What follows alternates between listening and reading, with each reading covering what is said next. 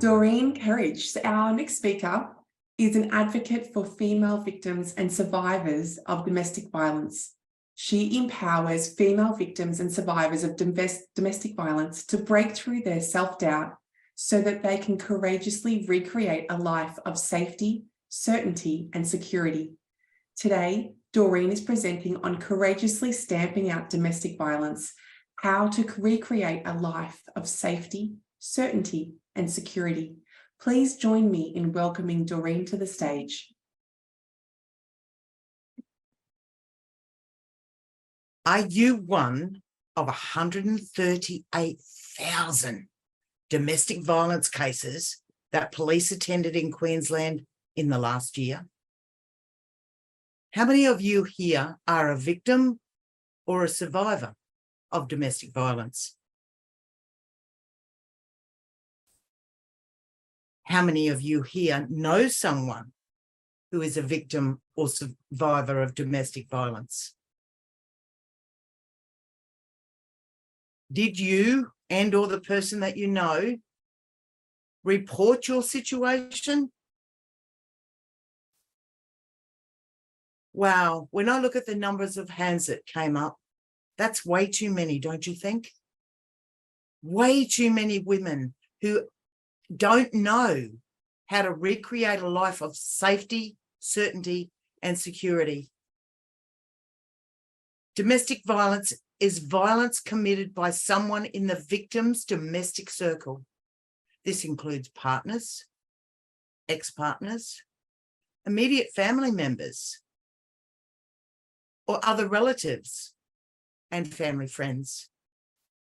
The term domestic violence is used when there's a close relationship between the offender and the victim. Domestic violence can fall into one of four categories.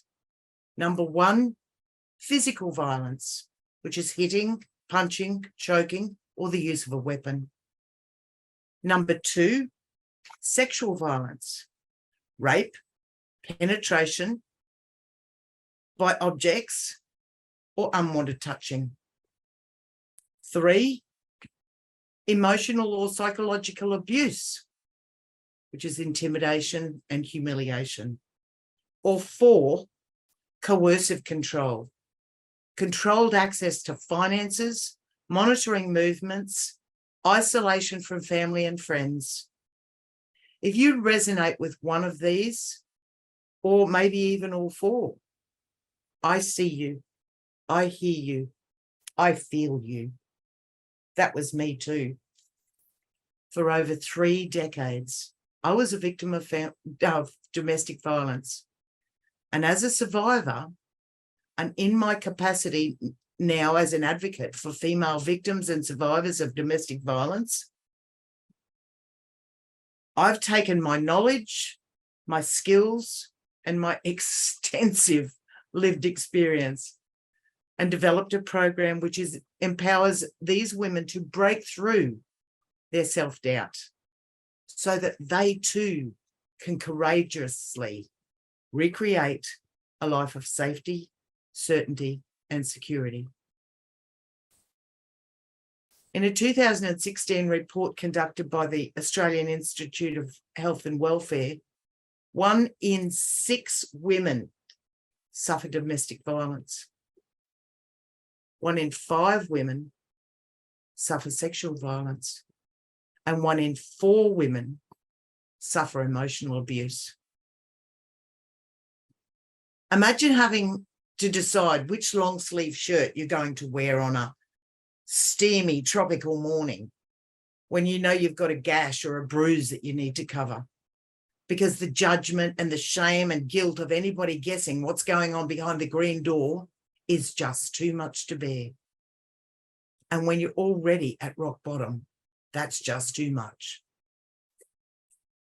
Or imagine how much courage it takes to put your mask on and go out into the world, pretending that everything is rosy in your world. I found the courage to do that. I misled the world incredibly.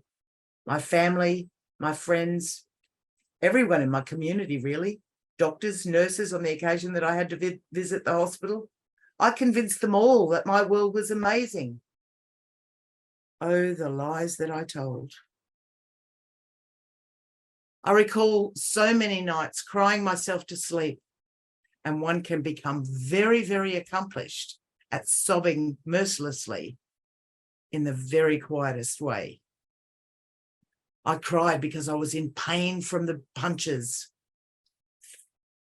or my throat was burning where the pressure of two strong male hands had tried to suffocate the breath within me. I cried so hard, so often, because my baby girl had seen me bleeding and crying way too many times. I cried because I was broken, because I was empty, because I had no idea of what to do, and I had no one to turn to. I had tried to share, only to be met with disbelief. And I didn't bruise easily, so I could cop a lot.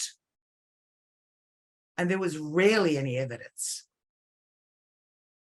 It was emotionally impossible to do anything to move me out of my situation. And my parental conditioning presented me with no other options either. I'd made my bed, so I needed to lie in it. On one occasion, I was sitting on the floor of my lounge room. I had my two little ones directly behind me, and his children were either side of me. And I had the cold, hard barrel of a loaded gun pressing into my forehead. I was terrified, but all I could think of was my two little girls. What did their future hold? Those two precious little people who I'd hoped for so much in their life. Where was their opportunity to live a life of safety, certainty, and security? That was the catalyst for me to make the decision that only I could make for myself. It was time to break through the crippling self-doubt so that I could courageously recreate a life of safety, certainty, and security, not just for me, but for my two little girls as well. I have now made it my life's mission to speak out consistently, to speak loudly and without shame, to bring awareness that it's everyone's responsibility to stop this epidemic, because regardless of fear, shame, guilt, financial restrictions, pride, and a plethora of other emotions that are experienced if you're in a domestic violence situation, you owe it to yourself. And as importantly, you owe it to your children to reach out. Make the only decision that's available to you. Get help. I am here to help you.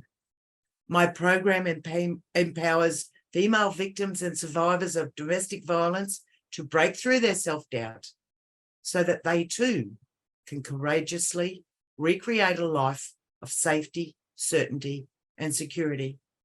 So if this is resonating with you and you are ready to courageously recreate a life of safety, certainty, and security too, reach out. And let's book in your complimentary, obligation-free discovery session.